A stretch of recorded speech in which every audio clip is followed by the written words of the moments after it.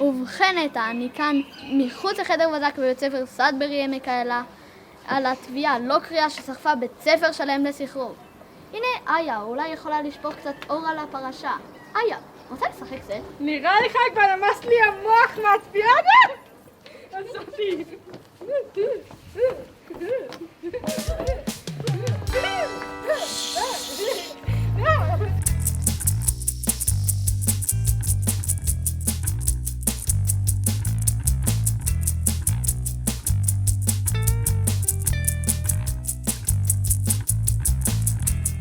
רגע, אבל איך אנחנו אמורים לחקור את התביעה הזאת? אין לנו איפה להתחיל. אלמנטרי, ים יקירתי. אלמנטרי.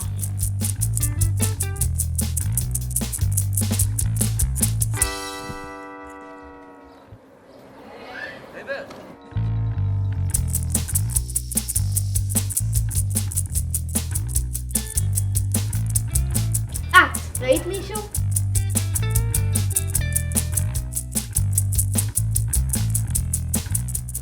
אתה אגוז מאוד קשה לפיצוח.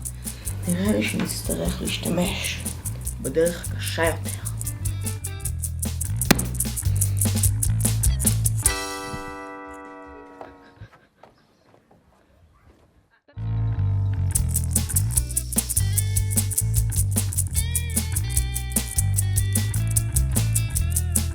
בשמנו ובשם, סדברי עמק האלה.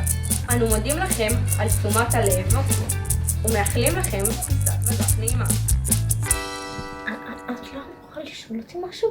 מים שקטים חודרים עמוק. אתה רוצה את הצד הקשוח שלי? אתה רוצה? בוא אני אראה לך. איפה היית אתמול בלילה? בבית שלי. מה עשית שם? ישנתי. מה עשית שם? אני באמת ישנתי. אתה חושב שנולדתי אתמול? מה עשית שם? אוקיי, אני ניסיתי לישון, וספרתי את כל הכבשים, ונגמר לי הכבשים, וחיברתי את עצמך, אבל שום דבר לא עבד. אז אני פשוט התחלתי לראות סדרה, ולא קראתי, ואז פתאום היה כבר בוקר, ומאוחר מדי. זה לא מה שרציתי לדעת.